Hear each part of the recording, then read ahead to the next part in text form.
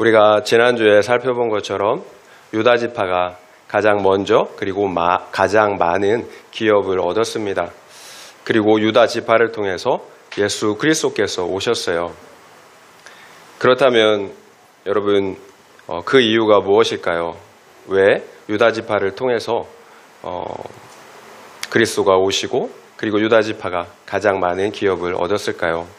여러분, 기업을 얻는 것과 그리스도가 오시는 것은 같은 거예요. 하나님께서 약속하신 기업이 예수 그리스도께서 오셔서 통치하시는 하나님의 나라이기 때문이에요. 여러분, 다른 이유가 없었어요. 유다가 그는 나보다 옳다며 자기 죄를 보고 회개함으로 돌이켰기 때문이에요. 예수님이 말씀하신 것처럼 하나님의 나라는 오직 회개로만 들어가는 나라이기 때문이에요. 여러분, 우리들 중에 어떤 누구도 자기 행위로는 의롭다 할 육체가 없잖아요. 예수 그리스도의 그 십자가의 의로움, 그 공로가 아니면 어떤 누구도 의롭다 할 육체가 없어요. 구원받을 육체가 없다라는 거예요. 그래서 오직 내 죄를 보는 회개만, 십자가를 인정하는 그 회개로만 우리가 천국 기업을 얻을 수가 있는 것입니다. 여러분, 그래서 내 죄만 봐야 합니다. 그러면 예수 그리스도께서 오세요. 그래서 우리를 다스리시고 통치하세요. 이것이 하나님께서 우리에게 약속하신 영원한 기업, 하나님의 나라예요. 그래서 다른 사람의 죄만 보는 것은 다 함께 죽는 거예요. 여러분, 내 죄만 보는 것이 여러분 다 함께 사는 것입니다. 함께 기업을 얻고 그 기업 안에서 영원토록 평강을 또 우리가 구원을 누리는 방법이에요. 오늘 본문을 포함해서 여호수아서 16장에서 17장은 유다 지파에 이어서 요셉 지파가, 그러니까 에브라임과 므낫세 반지파가 기업을 얻는 내용이에요. 그런데 왜 므낫세 반지파라고 할까요? 므낫세 반지파는 이미 요단 동쪽에서 기업을 얻었기 때문이죠. 1절부터 4절 말씀 함께 읽겠습니다. 1절부터 4절이에요. 요셉 자손이 제비 뽑은 것은 여리고 셈 동쪽 곧 여리고 곁 요단으로부터 광야로 들어가 여리고로부터 베델 산지로 올라가고 베델에서부터 루스로 나아가 아렉 족속의 경계를 지나 아다롯에 이르고 서쪽으로 내려가서 야물렛 족속의 경계와 아렛 벳 호론과 게사레까지 이르고 그 끝은 바다라. 요셉의 자손 므낫세와 에브라임이 그들의 기업을 받았더라. 지금 함께 읽은 1절부터 4절의 내용은 요셉 자손이 제비를 뽑아 받은 전체 기업의 경계예요. 그리고 이어지는 5절부터 10절까지는 에브라임 지파가 받은 기업의 내용이고요. 그리고 17장은 므낫세 지파가 받은 기업의 내용이에요. 요셉 자손이 받은 기업을 보면 가나안 땅 한가운데예요. 중심에 해당하는 아주 넓은 지역이에요. 이처럼 요셉 지파는 에브라임과 므낫세 두 지파의 복을 받았어요. 장자에게 주어지는 것이 두 목이었어요. 결국 영적 장자의 권한은 유다에게 돌아갔지만 실제로 장자의 권한은 요셉에게 돌아간 것을 우리가 알 수가 있어요. 그렇다면 요셉 지파가 이처럼 장자의 두 몫을 받은 이유가 무엇일까요? 그 아버지 야곱이 요셉에게 축복한 내용을 우리가 함께 보겠습니다. 창세기 49장 22절인데요. 요셉은 무성한 가지 곧 셈 곁에 무성한 가지라. 그 가지가 담을 넘었도다. 이것이 요셉이 받은 복이었어요. 셈 곁에 심겨진 나무예요. 그래서 사시사철 메마르지 않아요. 그 가지가 얼마나 무성한지 담장을 넘어갔다고 합니다. 요셉은 형제들의 그 시기로 애굽의 종으로 팔리고 말았잖아요. 그러나 성경은 그런 요셉을 형통하다라고 말하고 있어요. 여러분, 팔렸어요. 형제들에게. 그것보다 억울한 일이 어디 있어요. 그런데 형통하다라고 말하고 있어요. 그 이유가 무엇입니까? 하나님께서 함께 하시기 때문이에요.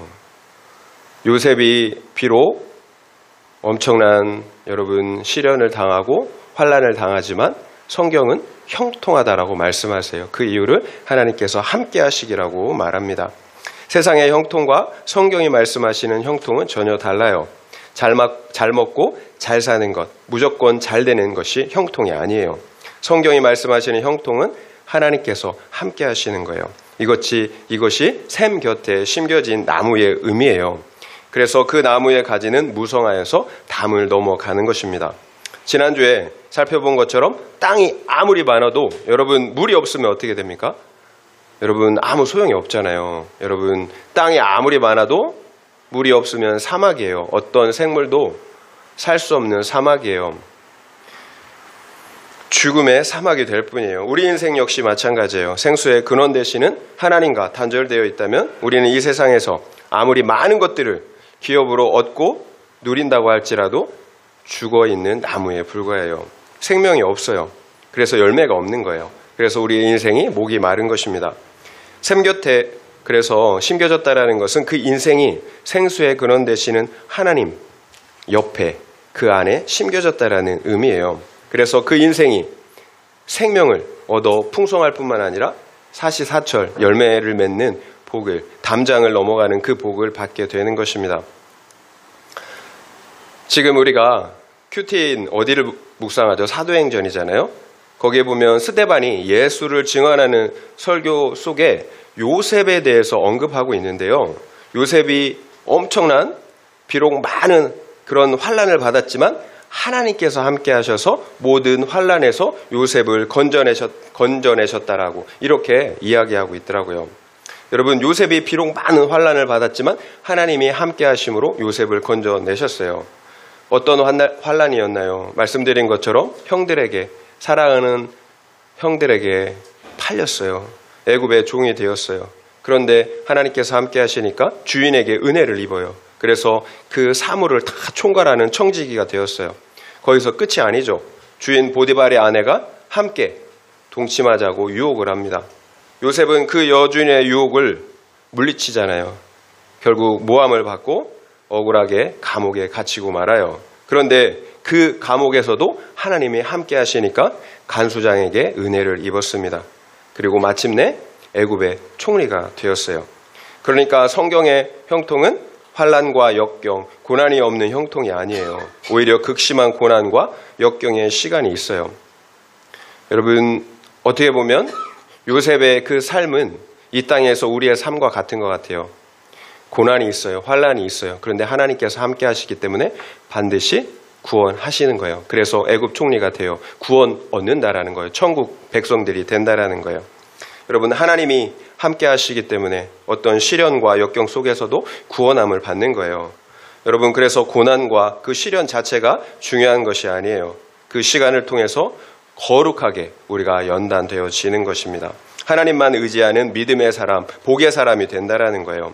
여러분 어린 시절 요셉을 여러분 한번 생각해 보세요. 요셉은 아버지의 편애를 받았어요. 아버지 야곱은 요셉에게만 여러분 특별한 채색 옷을 지어서 입혔잖아요. 문제는 요셉이 그 편애를 당연하게 생각했다라는 거예요. 그래서 형들의 마음을 이해하지 못하고 잘난 체 했어요. 교만했다라는 거예요. 만약 이런 미성숙했던 요셉이 그런 모습으로 애굽의 총리 대신이 되었다면 어떻게 됐을까요? 결국 하나님께서는 요셉을 총리 대신에 맞는 그 믿음의 사람으로 성숙한 사람으로 연단하셔야 했다라는 거예요. 여러분 우리가 잊지 말아야 할 것이 있어요. 우리 모두는 지옥 갈 죄인들이에요. 이것을 잊으면 안 돼요. 그런 하나님께서 우리를 구원하셔야 합니다. 그리고 그런 우리를 거룩하게 만들어서 하나님이 원하시는데 사용하셔야 된다라는 거예요. 그러니까 믿음의 연단, 고난은 필수인 거죠.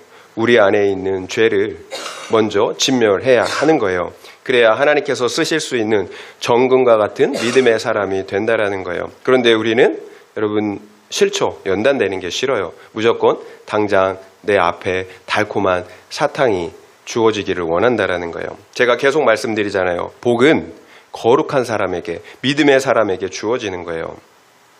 그래서 우리가 고침받고 변화되고 구원받는 것이 문제예요. 결국 고난 없는 인생은 없어요. 그러나 하나님께서 함께 하시기 때문에 그 고난이 문제가 되지 않는 거예요. 어떤 환난, 역경이 있을지라도 우리가 요동하지 않을 수가 있는 거예요. 여러분 우리가 계속해서 넘어져도 오뚜기처럼 일어날 수가 있어요. 그 모든 것들이 합력하여 우리의 유익, 우리의 구원을 이룬다라는 사실을 알기 때문이에요. 이 모든 것이 과정이라는 사실을 알기 때문이에요. 여러분, 무슨 어려움이 오면 과정이라고 생각하세요. 여러분, 과정이에요. 과정. 이 땅은 과정이에요. 구원을 이루는 과정이에요.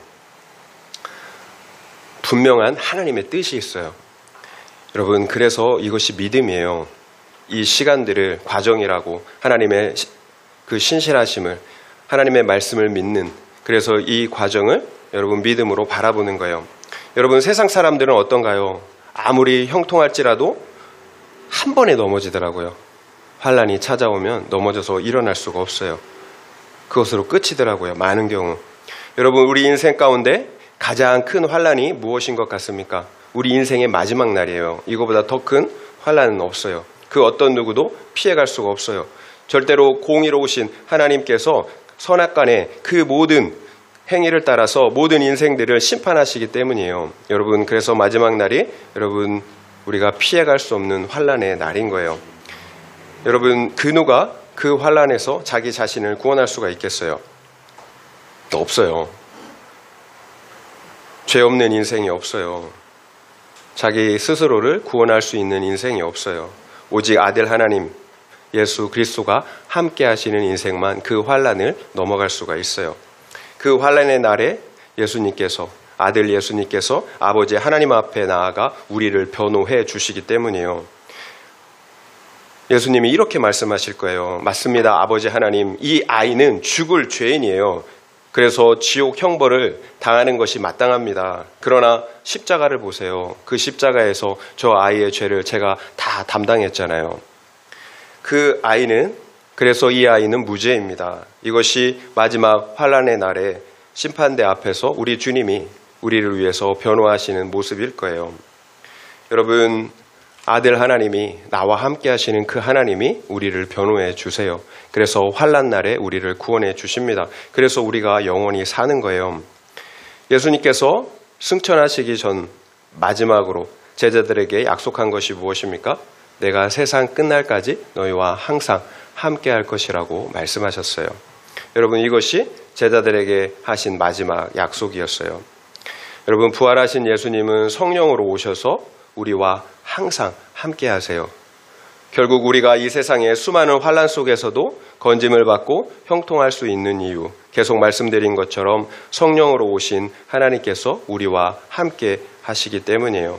우리는 하나님이 저 멀리 우리랑 상관없는 하나님 나라에만 계신 줄로 생각하는 경향이 있어요. 여러분, 아니에요. 예수님이 십자가에서 우리의 죄를 대속하신 이후에는 하나님께서 우리에게 직접 찾아오셨어요. 그래서 우리의 죄를 실제로 여러분 속량해 주셨어요. 그리고 늘 함께 동행하십니다. 이것이 우리 믿음의 실제예요. 믿으면 성령으로 우리 주님이 우리에게 찾아오신다라는 거예요. 그래서 우리와 영원토록 함께 주신다라는 거예요. 그래서 저 멀리 계신 하나님이 아니라 지금 나와 함께하고 계신 그 하나님을 우리가 믿고 의지해야 하는 거예요. 성령이 없는 믿음이 얼마나 힘이 없습니까? 주님이 나와 함께 하시지 않으면 우리의 믿음이 너무 힘이 없어요. 믿는다고 하는 우리가 믿지 않는 사람들이 걱정하는 것을 똑같이 걱정해요. 그리고 똑같이 따라가요.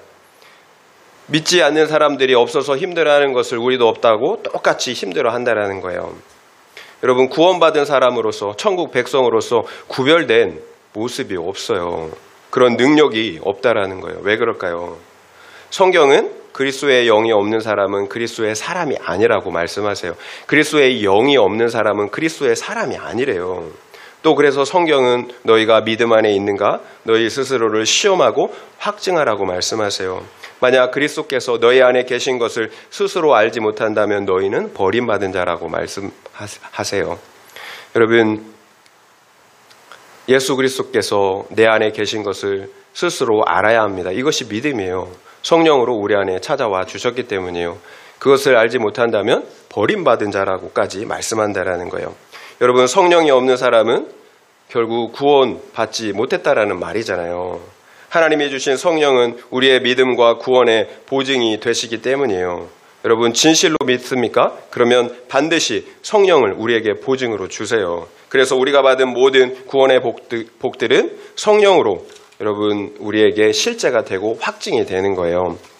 예외가 없어요. 믿음의 은혜, 성령 안에서 확증이 돼요. 죄사함의 은혜, 구원의 기쁨, 여러분 성령 안에서 확증이 돼요. 하나님께서 동행하시는 은혜, 성령 안에서 확증이 돼요. 절대로 지식이 아니에요.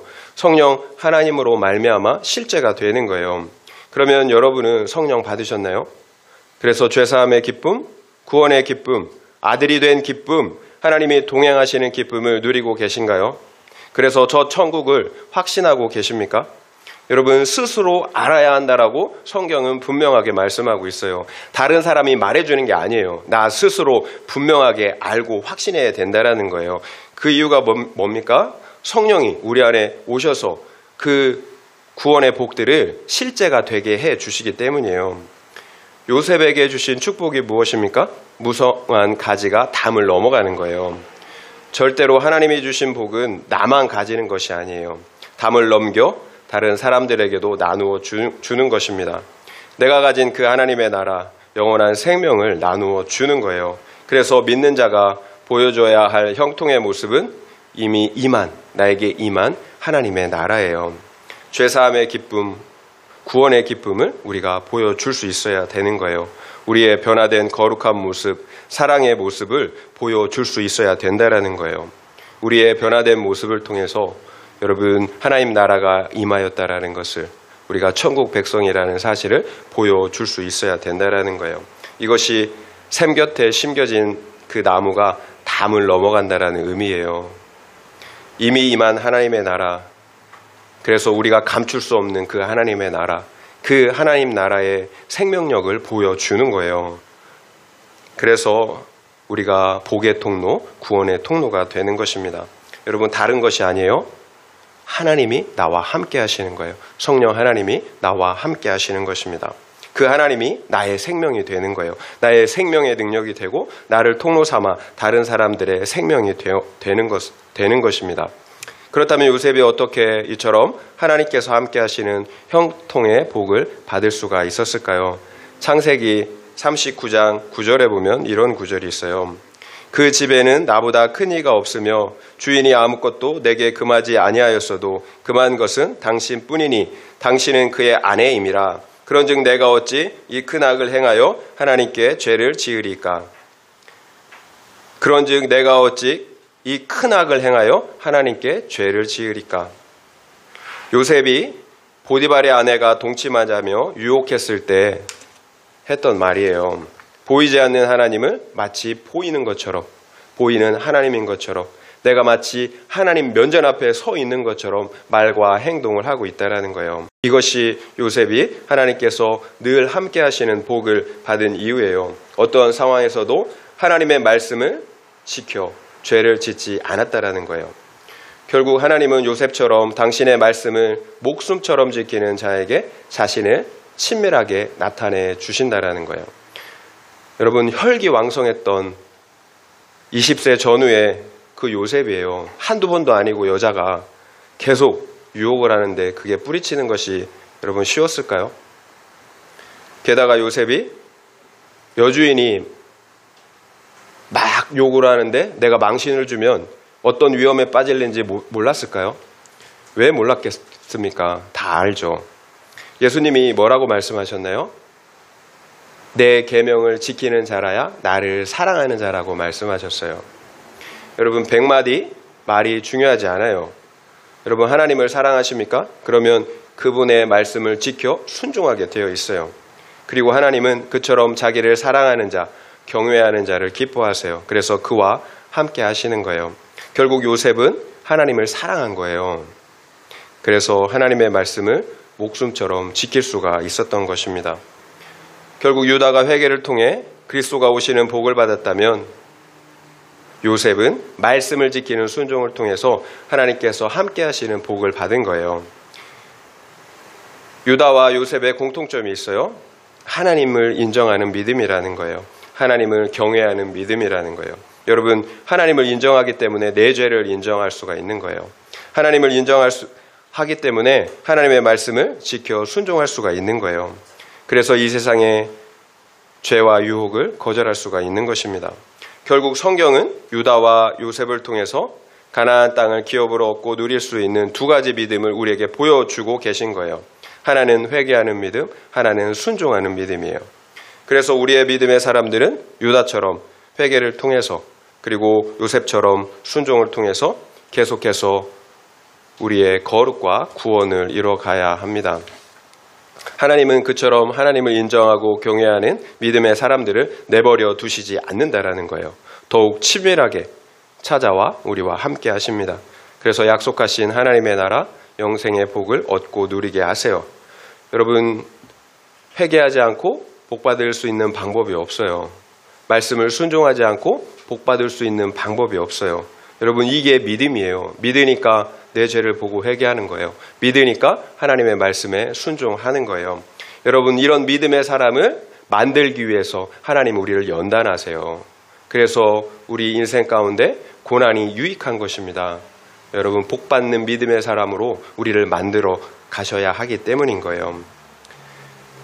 여러분, 회개하고 또 순종하는 것, 여러분, 이것이 이미 임한 하나님 나라의 모습이에요. 적용 질문 드리겠습니다. 나는 성령 하나님이 항상 함께 하시는 형통의 복을 누리고 있습니까? 아니면 성령 하나님의 함께 하심을 전혀 누리지 못하고 있습니까? 그렇다면 그 이유가 무엇인 것 같습니까? 한번 생각해 보시기 바랍니다. 나는 성령 하나님이 항상 함께 하시는 형통의 복을 누리고 있습니까? 아니면 성령 하나님의 함께 하심을 전혀 누리지 못하고 있습니까?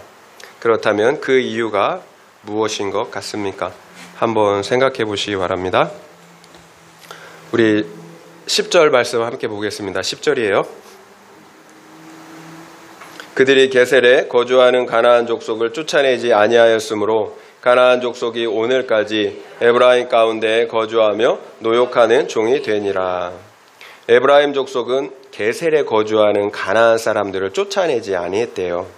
그래서 가나안 족속이 오늘까지 그 에브라임 그 기업 가운데에 노역하는 종으로 남아 있다라고 말씀하고 계세요. 여러분, 그런데 이런 문제는 가나안 족속을 쫓아내지 않은 문제는 에브라임만의 문제가 아니었어요. 므낫세도 마찬가지였어요. 함께 읽진 않았지만 17장 12절 말씀 읽어볼게요. 17장 12절이에요. 그러나 므낫세 자손이 그 성읍들의 주민을 쫓아내지 못하매 가나안 족속이 결심하고 그 땅에 거주하였더니 므낫세 자손이 그 성읍의 주민들을 쫓아내지 못하매 가나안 족속이 결심하고 그 땅에 거주하였다라고 말씀하고 있어요.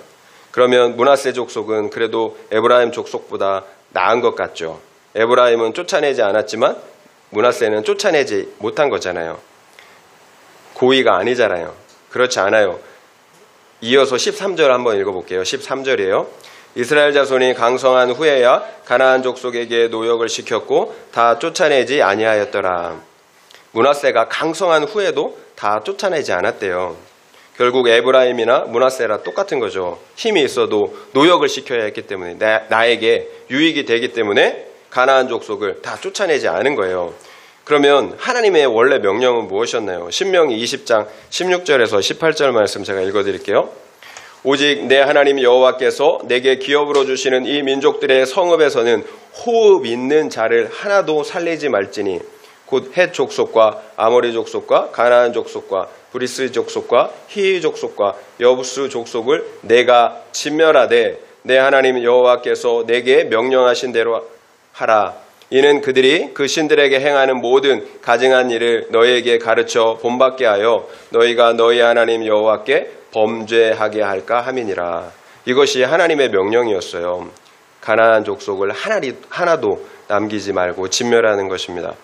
그런데 왜 가나안 족속을 진멸하라고 말씀하셨죠? 가나안 족속이 그 신들에게 행하는 모든 가증한 일, 곧 우상 숭배를 가르쳐 본받게 하기 때문이라고 말씀하신 거예요.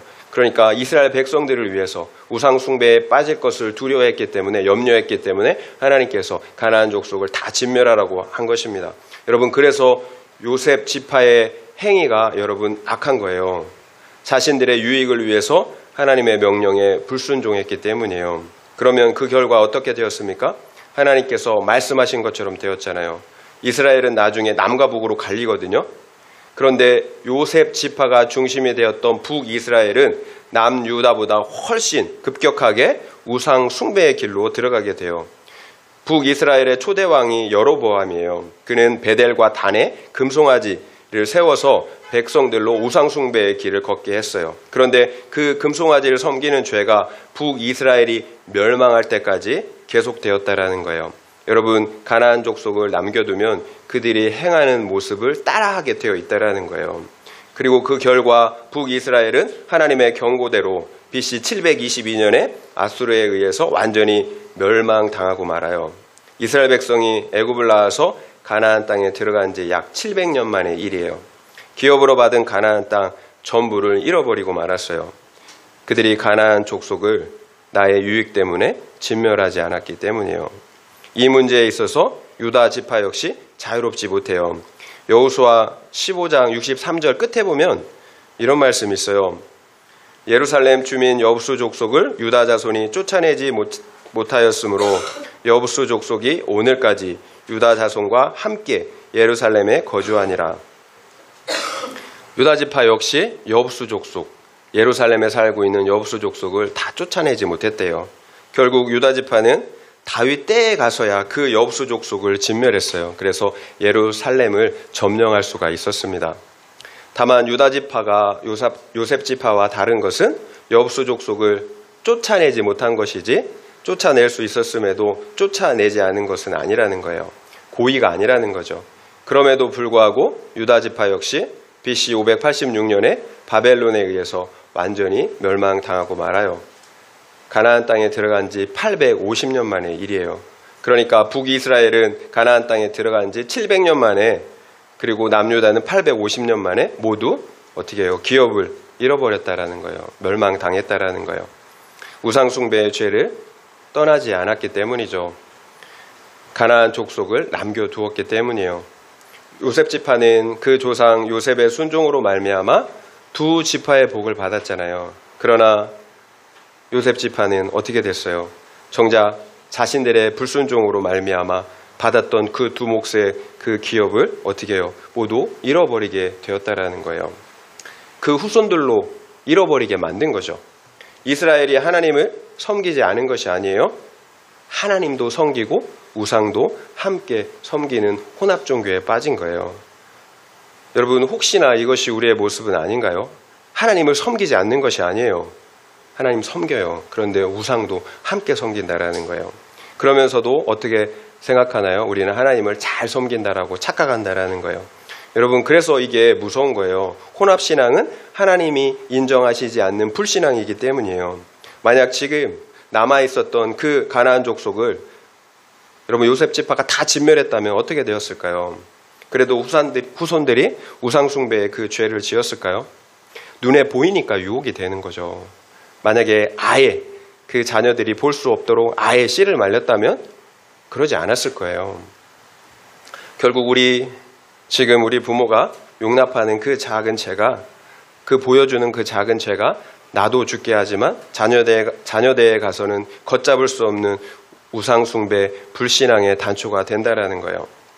여러분, 우리는 어떤가요? 혹시 알면서도 쫓아내지 못하는 죄의 환경이나 죄는 무엇이 있는 것 같습니까? 여러분, 어느 정도 신앙생활을 한다고 하면, 그리고 우리가 하나님 복 주셔서 배부르고 등 따숩게 되면 우리가 이제 됐다, 이 정도면 됐다 하잖아요. 이 세상의 것도 즐기고 누려야 하는 거예요. 너무 말씀만 따라가면 여러분, 그러면 광신자잖아요. 여러분, 이런 생각을 혹시 하시지는 않습니까? 여러분, 그러면 내 안에 있는 죄악들에 대해서 더 이상 심각하게 생각하지 않는다라는 거예요. 그 죄악들과 싸워서 진멸하려고 하질 않는다라는 거예요. 여러분, 이미 나는 구원받았다라고 생각하기 때문이죠. 이만하면 충분하다고 생각하기 때문이에요. 오히려 내 자아의 만족을 위해서 어느 정도 이 세상의 탐심도 향락도 필요하다고 생각한다라는 거예요. 결국 우리가 우리의 죄나 죄된 환경들을 끌어내지 못하는 이유는 요셉 자손들과 다르지 않아요. 나의 만족, 유익 때문이에요. 포기할 수가 없어요. 그러면 어떤가요? 지금 당장은 좋아요. 그러나 그 작은 것, 하나가 결국에는 눈덩이처럼 커져서 죽음에 이르게 할 수 있다라는 거예요. 여러분, 제가 제 얘기를 하는데 여러분, 인터넷을 하는 것이 죄라는 것이 아니에요. 인터넷을 통해서 제가 어떻게 죄에 이르렀는지를 말씀을 드리는 거예요. 여러분, 제가 계속 중요한 뉴스만 보겠다라고 들어가서 보는데 뉴스에는 관심이 없고 엄한 것들만 이렇게 서칭하고 쳐다보면서 시간을 죽이더라고요. 여러분, 그러면 제 마음이 처음 보기 전과 본 후에 마음이 달라져 있어요. 하나님께 대한 열정, 그리고 영혼에 대한 열정이 딱 식어져 있는 것을 보게 돼요. 그러면 그전에는 기도해야 되겠다, 말씀 봐야 되겠다 했는데 그 마음이 싹 사라져요.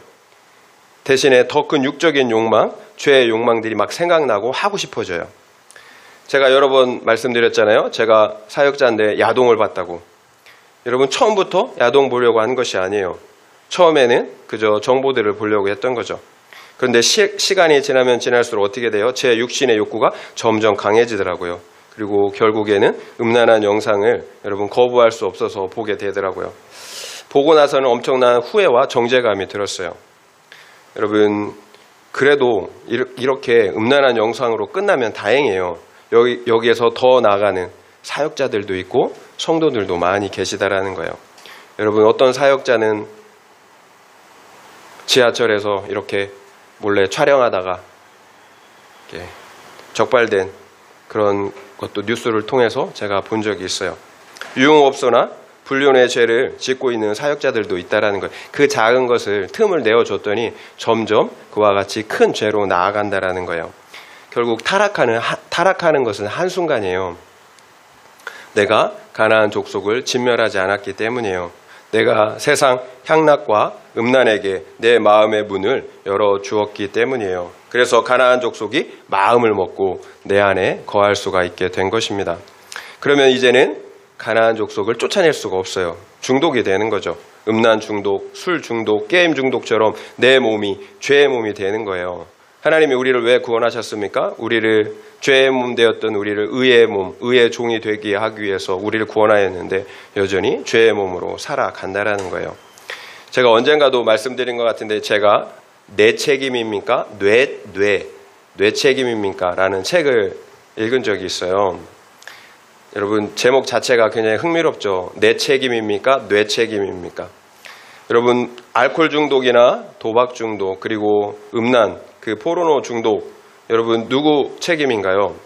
여러분, 뇌 책임이라고 하는 사람들이 있어요. 이게 뇌의 문제다. 실제로 이게 보면 알코올 중독이나 그리고 도박, 포르노 중독자의 뇌를 보면 정상인과 다르대요. 그래서 뇌가 그런 거지 내 책임은 아니라는 거예요. 그런데 여러분, 뇌가 왜 그렇게 바뀌었을까요? 내가 선택했기 때문에, 그 방향으로 선택했기 때문에 내 뇌가 바뀐 거예요. 내 선택의 결과라는 거예요. 실제로 음란한 영상들을 많이 본 사람들은 뇌 전두엽, 요 앞에 있는 전두엽이 쪼그라든대요. 쪼그라들어 있다라는 것을 살펴볼 수가 있다라는 거예요. 전두엽은 충동을 억제하고 그리고 이성적인 판단을 그런 담당하는 영역이라고 합니다. 그러니까 음란한 영상을 많이 본 사람들은 충동을 억제할 수가 없는 거죠. 본능적으로 행동하게 된다라는 거예요. 여러분, 화내는 거 여러분 그냥 되는 게 아니에요. 그것들을 많이 보면 전두엽이 쪼그라들어요. 그러니까 충동을 조절할 수가 없는 거예요. 여러분, 짐승은 전두엽이 그래서 발달되지 못했대요. 그러니까 감정대로 행하는 거예요. 그래서 충동을 조절하지 못하고 본능대로 행하는 거예요. 술이나 약물도 마찬가지예요. 많이 먹으면 뇌가 파괴돼요. 호르몬 체계에 이상이 찾아온다라는 거예요. 그러니까 결국 내 뇌가 그렇게 변한 것은 내 선택인 거죠. 내 책임인 거예요. 어떤 분들은 술 취하지 말라고 했으니까 술은 좀 먹어도 된다고 얘기해요. 여러분, 그런데 술 먹으면 반드시 취하게 되어 있어요. 술 먹으면 생각이 달라지잖아요. 여러분, 생각이 안 달라지나요? 술 먹으면 막 들뜨면서 생각이 달라져요. 그래서 여러분, 우리가 육적인 일탈, 영적인 일탈을 쉽게 하게 되는 거예요. 결국 우리가 술 중독이나 음란 중독, 게임 중독, 핸드폰 중독, 도박 중독처럼 모든 중독은 결국 내 삶의 결론이에요. 내 책임이에요. 여러분, 혈기, 여러분 성품이라고 생각하시면 안 돼요. 거짓말, 또 우리 험담과 뒷담화 모두 마찬가지예요. 여러분, 내 성품 아니에요. 죄예요. 여러분, 내 삶의 결론이에요. 여러분, 나의 유익을 위해 죄의 환경들을 내쫓지 않고 내버려 두었기 때문이에요. 여러분, 그러면 고착이 돼요. 여러분, 동성애도 여러분 마찬가지예요. 동성애자가 원래 그렇게 태어나는 게 아니에요. 내가 동성애의 성향으로 생각하고 또 행동하도록 그냥 계속해서 내버려 뒀기 때문이에요. 여러분, 과거에는 동성애자가 거의 없었어요. 그런데 최근에 왜 그렇게 많아졌을까요?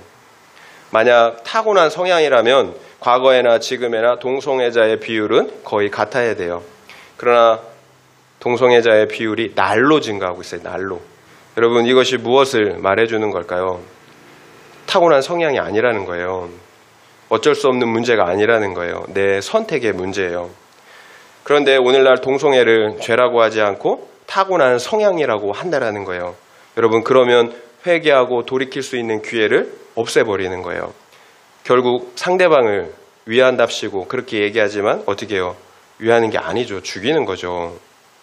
절대 우리 교회는 동성애자들을 미워하지 않아요. 우리 중에 죄인 아닌 사람이 없기 때문이에요. 우리 모두는 회개하고 돌이켜 구원받아야 할 동일한 죄인들이기 때문이에요. 여러분, 미워하는 죄, 시기하는 죄, 판단 정죄하는 죄, 도둑질하는 죄, 여러분, 이처럼 동성애도 수많은 죄 중에 하나일 뿐이에요. 우리가 미움과 탐심, 음란과 같은 죄와 싸우듯이 동성애도 싸워서 진멸해야 할 죄라는 거예요. 그래서 동성애자들도 교회에 와야 되는 거예요. 동성애라는 죄와 싸우며 함께 구원을 이루어 가야 합니다. 여러분, 미워하는 죄가 더 클까요? 동성애가 더 클까요? 미워하는 건 살인이라고 말씀하잖아요. 여러분, 복음의 능력을 우리가 믿고 신뢰해야 합니다. 복음이 모든 죄를 끊어낼 수 있는 것처럼 동성애도 끊어낼 수가 있어요. 제가 우리들 교회 세미나 이야기를 가끔 하는데요. 그 세미나에서 2명의 동성애 간증자가 나와서 이야기하는 걸 들은 적이 있어요. 그 두 분은 함께 동거하는 사이였어요. 여자분이었는데요. 그런데 함께 우리들 교회에 와서 출석하게 되었어요. 처음에는 그분들이 자기 자신들이 동성애 커플이라는 그 사실을 사람들에게 숨겼어요. 그러다가 그분들이 말씀을 묵상하면서 공동체에서 함께 말씀을 묵상하면서 나누면서 동성애가 죄라는 사실이 깨달아진 거예요. 인정이 되는 거예요. 여러분, 그러면 이제 갈등이 시작되는 거죠. 여러분, 원래 신앙생활은 예수를 만난다라는 건 갈등이에요. 나의 과거의 삶을 버리는 거잖아요. 새로운 사람을 입는 거잖아요. 새로운 삶을 살아가는 거잖아요. 여러분, 갈등할 수밖에 없어요. 갈등 안 한다면 정말 그게 문제인 거예요. 여러분, 갈등이 되는 거예요. 이게 죄라는 것이 인정이 되니까. 두 분이 똑같이 여러분 갈등하면서 죄라는 것이 인정이 되니까 헤어져야 되겠다라는, 두 분이 동일하게 여러분 헤어져야겠다라는 결단을 한 거예요. 그래서 둘이 동의를 하고 공동체에 자신의 죄들을 오픈하였습니다. 여러분, 그런다고 동성애적인 성향이 그때는 끊어지는 것 같지만 또 살다 보면 그 성향이 불쑥불쑥 올라와요. 여러분, 우리도 그렇잖아요. 죄를 이긴 것 같은데 그 죄의 욕망이 올라오잖아요. 여러분, 이처럼 동성애의 죄를 끊어냈어요. 말씀의 능력으로. 그렇다고 그것이 완전히 끊어진 것이 아니에요. 공동체 안에서 계속해서 말씀 안에서 그것들을 끊어내면서 가야 되는 거예요. 여러분, 제가 말씀드리고 싶은 것은 복음의 능력이 있다라는 거예요. 말씀의 능력이 있다라는 거예요. 하나님의 말씀은 지난번에도 말씀드린 것처럼 사이코패스가 변했잖아요. 여러분, 동성애자도 변할 수가 있어요. 하나님이 치유하시는 거예요. 못 고칠 사람, 못 고칠 죄가 없어요. 그래서 우리는 반드시 말씀의 능력을 믿고 의지해야 합니다. 여러분, 제가 과거에 교만할 때는 저를 신뢰했어요. 그런데 자꾸 제 죄를 보면서 가니까 한계에 부딪히면서 나는 나를 신뢰할 수 없구나 라는 것들을 여러분 뼈저리게 느끼고 있습니다. 저는 여러분을 조금 더 변화시킬 수가 없어요. 너무 잘 알아요. 하지만 하나님은 말씀은 여러분을 변화시킬 수 있다는 사실을 저는 믿어요. 확신해요. 그래서 제가 여러분이 말씀을 볼 수 있는 그 환경을 제가 부단히 만들려고 노력하는 거예요. 말씀이 여러분을 변화시키기 때문이에요. 사람은 변화시킬 수 없어요. 하지만 말씀은 여러분을 변화시킬 수 있어요. 결국 요셉 족속이 놓친 것이 무엇입니까? 말씀이죠. 하나님의 말씀을 놓친 거예요. 제가 성도님들에게 하나님의 말씀을 묵상해야 한다라고 그렇게 권면하면 이런 말씀을 하시는 분들이 종종 계세요. 걱정하지 말라고.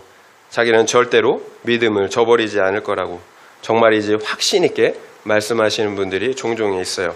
그러면 정말 그런가요? 언제 그런 말을 했냐며 믿음을 저버리는 그런 모습들을 보게 돼요. 그래서 저는 저뿐만 아니라 저도 못 믿어요. 저도 저를 안 믿어요. 그 어떤 누구의 말도 믿지 않아요. 여러분, 영원히 너만 사랑하겠다고 했던 그 사랑했던 그 사람들이 그 사이 좋았던 부부가 왜 헤어집니까? 너만 사랑한다라는 말이 거짓말이었나요? 거짓말 아니에요. 그 당시에는 진심이었어요. 정말로 그때는 그 마음이었다라는 거예요. 그런데 그 마음이 변한 거죠. 더 사랑하는 사람이 생긴 거예요. 변한 거예요. 여러분, 나는 이제부터 하나님만 믿고 영원히 하나님만 따를 거라고 이렇게 여러분 장담하시면 안 돼요. 우리의 마음이 변해요. 내가 지금 어떤 선택을 하느냐에 따라 달라진다라는 거예요. 여러분, 나를 신뢰하면 안 돼요. 그래서 여러분, 말씀을 여러분 보고 묵상해야 하는 이유예요. 여러분, 나를 신뢰할 수 없어요. 여러분, 말씀을 신뢰하세요. 말씀이 나를 지켜주세요. 그래서 여러분, 매일 말씀을 읽고 묵상해야 합니다. 그리고 할 수 있으면 함께 모여서 그 말씀을, 여러분 묵상했던 말씀을 나누는 거예요. 그리고 그 말씀을 우리가 붙잡고 기도하는 것입니다. 그러면 성령이 일하세요. 성령은 말씀의 영이잖아요. 우리가 말씀을 믿고 붙잡고 그 말씀대로 살아가려고 할 때 성령 하나님께서 일하세요. 여러분, 내가 아무리 애쓰고 노력한다고 그 죄가 끊어지지 않아요. 성령이 역사할 때만 그 죄가 끊어집니다. 여러분, 이것쯤이야 하는 죄가 무엇입니까? 여러분, 그 죄 때문에 여러분 요셉 지파는 기업을 잃어버렸어요. 영원한 기업을 잃어버리고 말았다라는 거예요. 여러분, 어떤 죄든지 여러분 내 힘으로는 끊어낼 수 없어요. 여러분, 오직 말씀의 능력, 복음의 능력을 의지하셔야 합니다. 그렇다면 우리가 우리 자녀들에게 물려줘야 할 유산은 무엇인 것 같습니까? 말씀의 기준으로 내 죄를 보는 거예요. 그래야 내 안에 있는 죄를 진멸하고 영원한 가나안 땅을 기업으로 얻을 수가 있기 때문이에요. 결국 하나님의 말씀을 묵상하는 그 습관을 물려줘야 합니다. 말씀을 읽고 묵상하는 여러분 그 습관을 물려주세요. 그러면 그 말씀이 나도 지켜주지만 우리 자녀들도 지켜주십니다. 적용 질문 드리겠습니다. 내가 하나님의 나라를 얻고 누리지 못하도록 방해하는 죄나 죄된 환경은 무엇인 것 같습니까? 그렇다면 그 죄와 죄된 환경을 없애기 위해서 내가 해야 할 일은 무엇인 것 같습니까? 한번 생각해 보시기 바랍니다. 내가 하나님의 나라를 얻고 누리지 못하도록 방해하는 죄나 죄된 환경은 무엇인 것 같습니까? 그렇다면 그 죄와 죄된 환경을 없애기 위해서 내가 해야 할 일은 무엇인 것 같습니까? 한번 생각해 보시기 바랍니다. 말씀을 마무리하겠습니다. 요셉 지파가 유다 지파에 이어서 가나안 땅을 기업으로 분배받았어요. 요셉 지파는 실질적인 장자 지파로 에브라임과 므낫세 두 지파의 몫을 받았어요. 따라서 요셉 지파는 북이스라엘에서 가장 유력하고 영향력 있는 지파가 되었습니다. 그 이유가 무엇이었습니까? 어떻게 요셉이 두 지파의 몫을 받았나요? 그래서 가장 유력하고 영향력 있는 지파가 되었습니까? 요셉이 하나님의 말씀을 목숨처럼 지켜 순종했기 때문이에요. 다른 이유가 없어요. 하나님의 말씀을 목숨처럼 지켜 순종했기 때문이에요. 하나님은 이처럼 당신의 말씀을 지키는 사람, 그래서 하나님을 경외하는 사람을 기뻐하세요. 그래서 그 사람과 함께 하시며 영원토록 지키시고 복을 내려주십니다. 여러분, 이것이 성경이 말씀하시는 형통이에요. 생명의 근원 되시는 하나님께서 항상 나와 함께 하시는 것입니다. 그러면 그곳이 하나님의 나라잖아요. 그러나 에브라임과 므낫세는 그 기업 안에 살고 있는 가나안 족속을 진멸하지 않았어요. 그래서 두 몫으로 받았던 하나님의 나라 영원한 기업을 잃어버리고 말았어요. 하나님의 말씀에 순종하지 않았기 때문이에요. 우상 숭배의 죄에 빠지고 말았다라는 거예요. 우리는 요셉의 순종을 통해서 그리고 그 후손들의 불순종을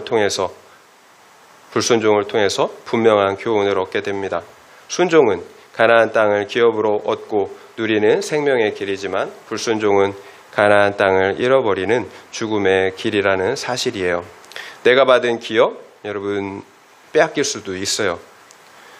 절대로 교만하고 방심하면 안 됩니다. 오직 복음의 능력, 말씀의 능력을 믿고 의지해야 합니다. 그래서 그 말씀을 주야로 우리가 읽고 묵상해야 합니다. 그리고 그 안에 기록된 대로 다 지켜야 합니다. 그러면 하나님께서 함께 하십니다. 그러면 형통합니다. 우리의 기업을 지킬 수가 있어요. 이런 복된 은혜가 우리 모두에게 있기를 예수님의 이름으로 축원드립니다.